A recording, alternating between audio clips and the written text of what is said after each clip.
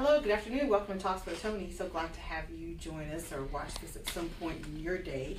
I am the Executive Director of Denton County Friends of the Family, and I have with me our Executive Program Director, Dr. Nicole Holmes. So Nicole's been with us for how long? Since 2005.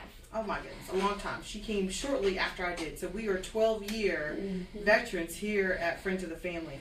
And Nicole is our only licensed staff psychologist.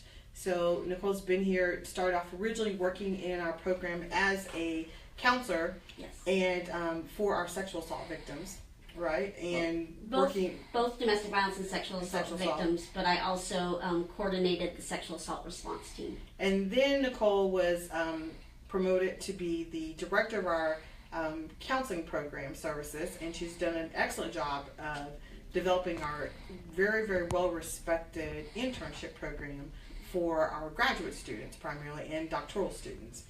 And so recently Nicole, I guess about a year ago, was promoted to be Executive Program Director, which means that she manages all the program directors for our core victim services: emergency shelter, advocacy, adult counseling, children's counseling, and that's it, right? Yes. Yes, all right. That's enough. That's enough, exactly. So, but today we're going to talk a little bit, people think of us really a lot and think of us about only being that domestic violence organization in the community, but as well as we do serve sexual assault victims. Yes. Kind of annually, the percentage of services is probably about 20%, you think? Yeah, about 20-25% of our clients represent sexual assault population.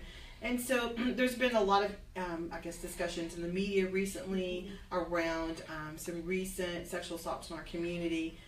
There is nothing out there that has determined, the police are saying there have been some string of sexual assaults that were stranger assaults. And we do know from our perspective that we do see primarily it is where in our sexual assault cases where the victim knows the Correct. offender. And the Absolutely. statistics back that up.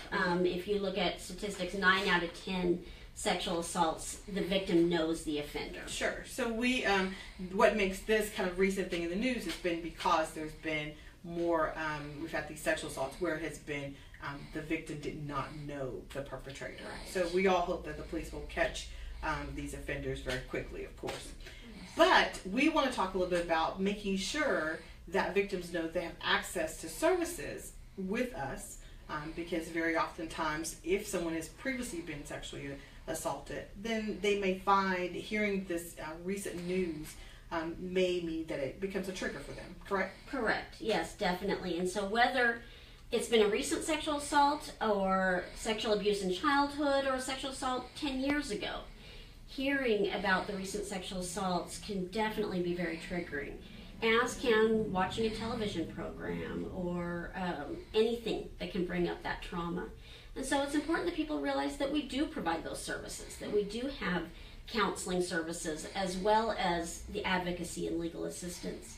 And so if someone out there needs help, and whether it's a recent sexual assault and you have a counselor and you want to come here so that you can have help with law enforcement or going to court, we can do that.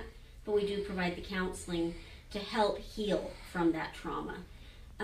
You can call our crisis number at any time. Our crisis number, our crisis line is available 24/7. And so if you are having nightmares, you're being triggered, and you need to talk to someone, that's a number you can call. Our crisis number is 1-800-572-4031. And like I said, that's available 24 hours, 7 days a week, and you can call that. You can also call that number or our main number to schedule an appointment and come in to schedule an intake and come in for services. Absolutely. And so there's been a lot of discussion about self-defense classes and should people do. We are not going to do anything to discourage women from taking actions they believe are going to be self-protective. So very much that if that's something would make people feel safer or comfortable, I would recommend just kind of being aware of or conscious of your surroundings, I think those are things that we need to do always as women. We do know that 1 in 3 women are victims of sexual assault at some point in their lifetime. So I think always just having a consciousness, a level around you about who's around you. If you're going out late at night, perhaps making sure that you're with friends or that you're telling people where you're going. I think those are just good safety habits to have and to implement on a regular basis. So we are certainly in support of anything people could do that would make you feel safer in your own kind of environment.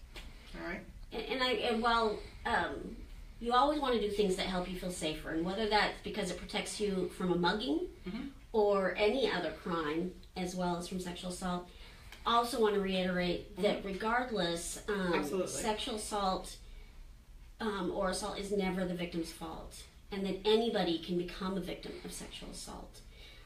It's an unfortunate fact about that, and that being a victim of sexual assault does not in any way say anything about that person, that individual, because it can happen to anybody. Absolutely. It can happen to the strongest person, the most aware person, and it can happen to the most innocent person. And so I just definitely want to emphasize that, because I know that it is really common for us as humans to blame ourselves when bad things happen. Absolutely.